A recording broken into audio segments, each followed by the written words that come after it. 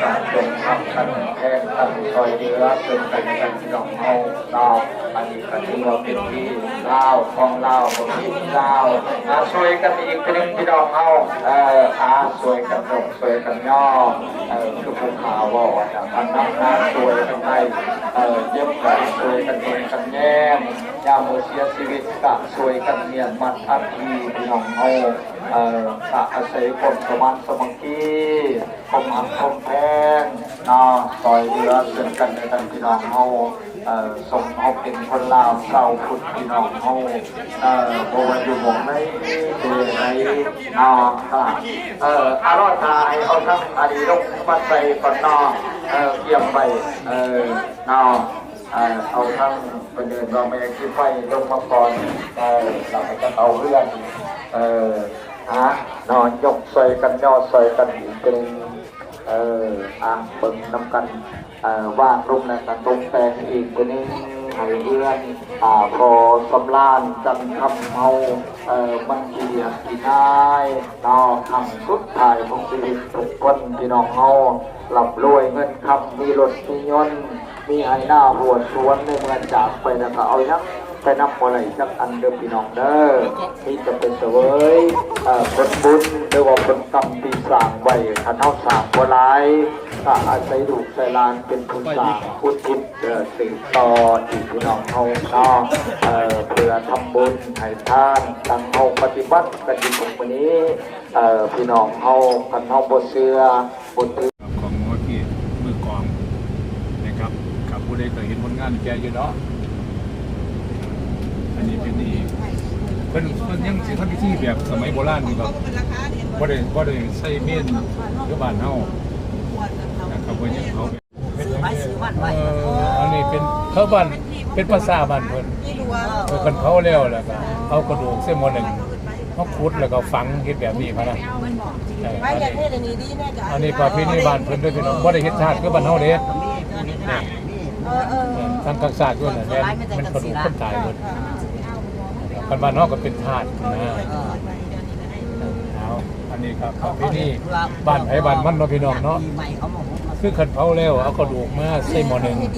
ขุดหลุมเลยก็ฝังอันนั้นครับถามมาสวยจ้ามันเก็บเห็ดก่อนฮะเชิญนางบังหลังนางได้นอทั้ง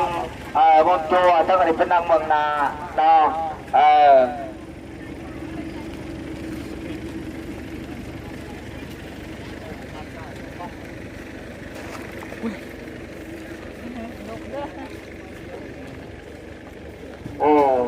เห็ดเป็นตามขั้นตอนอาศัยก็พอใจนำผ้าผ้าดูผ้าลานบ้างไปจังไรตูกไปจังไรอันนี้เป็นปฏิบัติตามที่ข้อแต่ละท้องถิ่นที่เราไปปากใดตาอาศัยที่ข้อแต่ละบ้านที่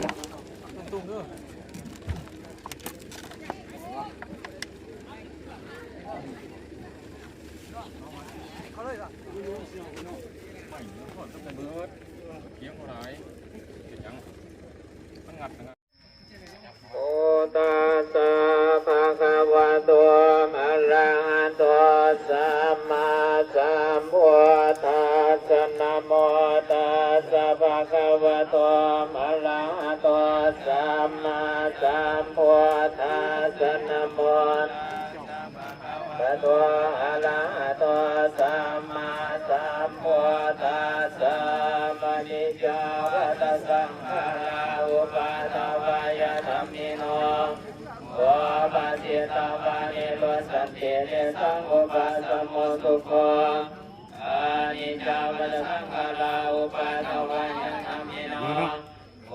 ปัสสิตาวานิโรสันติเนสังอุปาสมโมทุโกอานิจจาวัตสังขาราอุปาทวายธรรมิโนโอปัสสิตาวานิโรสันติเนสังอุปาสมโมทุโกสัพเพสัตตามารันติจามานิโสจามาเดสะเดสะเทวะหามาเดส สังสยโยญาณเมตเพตตาเวลาวันโตตาเพตตาปัญญาตาวันโตตาเพตตานิกาวันโตตาเพตตาสุขีรัตนังปฏิหารันโตสุขีอายัญจโกตาเพียนนาจังคามิสุปฏิทิตาดิการตังอุปกรรมปฏิโสยันติธรรมโมจายันติตาจิโตเปตนาภุตจักตาภูลาลาปนัญจาภิกขุนัมมานุปารินันตุมิปุญญังปะสุตังอนัมปะกันตินอในเมื่อเป็นสูตรจบหลักกาเทนผูกเทนเทียน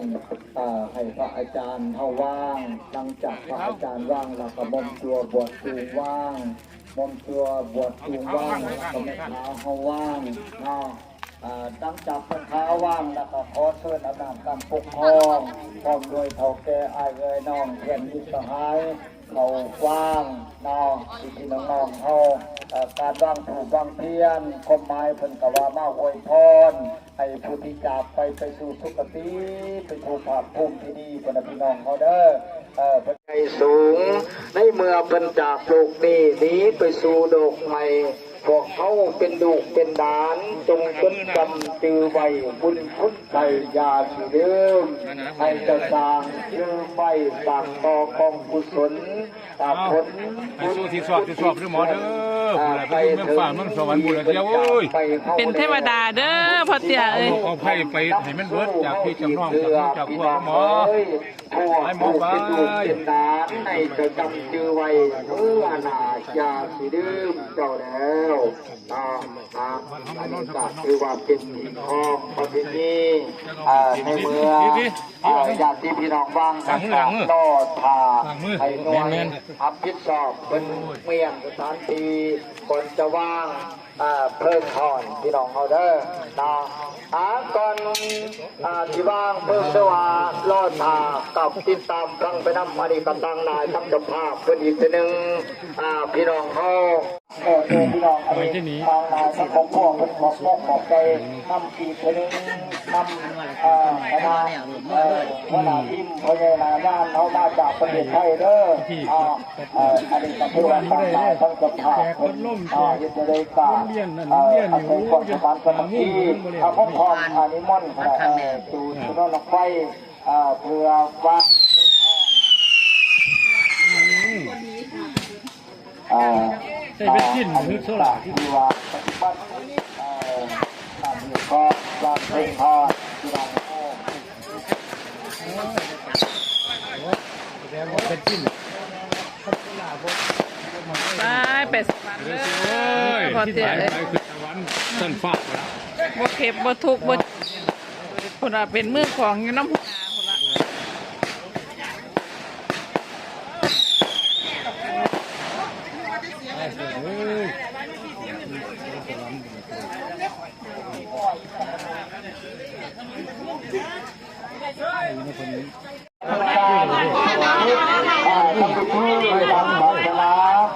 บันนี้ตาโดยจะเรื่องบอกเรื่องต้องการน้ำมันเลยก่อนอาจจะมีคนหน้าคือตัวมันออกนะคือแค่ละลูกค้าบ้านงูเดียวเด้อทำอะไรเจ้าคือตัวมันออกคือแค่ไข่เด้อบอกมันเพื่อนไข่ถึงหน้าแล้วบ่เนี่ยถึงหน้าถึงไข่แล้วบ่เนี่ย